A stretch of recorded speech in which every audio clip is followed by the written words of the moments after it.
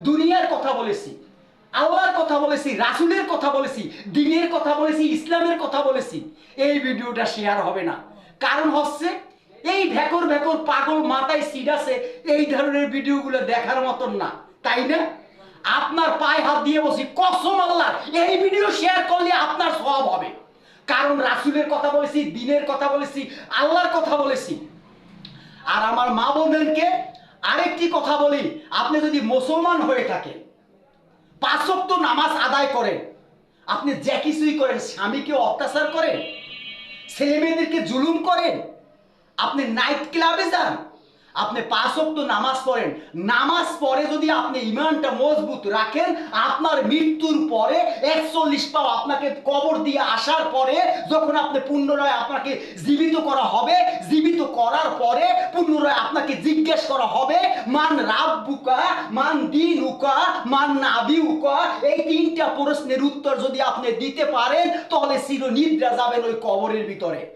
চিরনিদ্রা বলতে কি জানেন?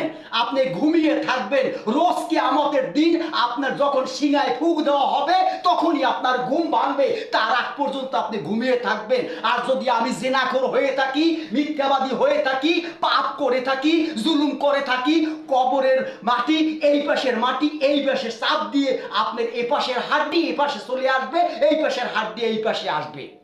এটা হচ্ছে ফার্স্ট। তারপরে সাপে আপনাকে ঠোর মারবে, একটা ঠোরে আপনি 70 হাত মাটির নিচে চলে যাবেন, জীবিত থাকা অবস্থায় চিৎকাবেন, কিন্তু পৃথিবীর মানুষ শুনবে না, আপনি কবরে। এর জন্য পায়ে হাত দিয়ে বলছি, কসম আল্লাহ, দুনিয়ার সুখ শান্তি ক্ষণিকের জন্য ছেলে মেয়েদেরকে খাওয়ানো লাগবে, বউটাকে খুশি রাখা লাগবে, চাচার কাছে একটু ভালো থাকা লাগবে, এলাকার মানুষের কাছে একটু ভালো থাকা লাগবে।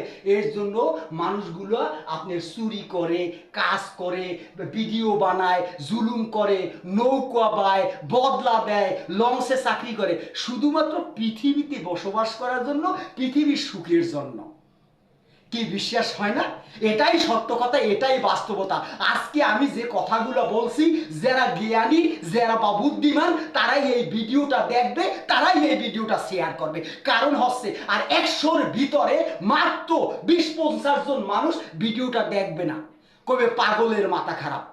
আসলে এই যে সত্য কথা বলেছি, শয়তান। আসলে আপনি দেখেন, আমার যে সন্তান জন্ম নিয়েছে পৃথিবীতে, আমি যে পৃথিবীতে জন্ম নিয়েছি মায়ের গর্ভ থেকে, এই দুই কান্দে দুইজন ফেরেশতা রয়েছে। আল্লাহ পাক রব্বুল আলামিন যেদিনকার আমাকে এই দুনিয়াতে পাঠাইছে, ওই দিনকারই ফেরেশতা নিয়োগ দিয়েছে, দুইজন ফেরেশতা, কেরামুন ও কাতিবিন। আমি যদি খারাপ কথা বলি, আমি যদি জেনা করি, আমি যদি জুলুম করি, ওই খারাপ জনে লিখতে আছে। আমি যদি ভালো কাজ করি, আমি যদি ভালো কিছু করি, ভালোটা লিখতেছে এই ডাইন পাশের ফেরেশতা। তাহলে দেখেন আল্লাহ পাক রব্বুল আলামিনের সিস্টেমগুলো ভিন্ন। যে আল্লাহ পাক রব্বুল আলামিন আপনাকে আমাকে সৃষ্টি করছে, ওই আল্লাহ পাক রব্বুল আলামিন মাথায় ভিতরে কত ব্রেন দিয়েছে, শূন্যের উপরে বিমান চলে, শূন্যের উপরে রকেট চলে, শূন্যের উপরে কত কিছু চলে।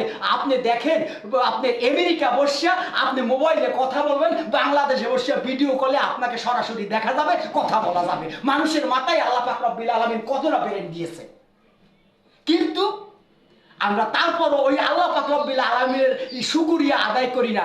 আসলে আপনি হিন্দু, কোনো সমস্যা নেই, আপনি যদি মরে গেছেন, আপনাকে জ্বালাইয়া পোড়াইয়া কয়লা করিয়া আগুনে নিক্ষেপ করিয়া আপনাকে সাগরে ভাসাইতেছে, আপনি মনে করতেছেন আপনি আর জীবিত হবেন না। আল্লাহ পাক রব্বুল আলামিন এক ফোঁটা বীজরূপ ধারা যদি আপনাকে আমাকে সৃষ্টি করিয়া থাকে, আপনার মতো মানুষ 100 তৈরি করতে হবে আল্লাহ পাক রব্বুল আলামিন। যে এই কথা বিশ্বাস করবে না, সে মানুষের ভিতরে পড়ে না।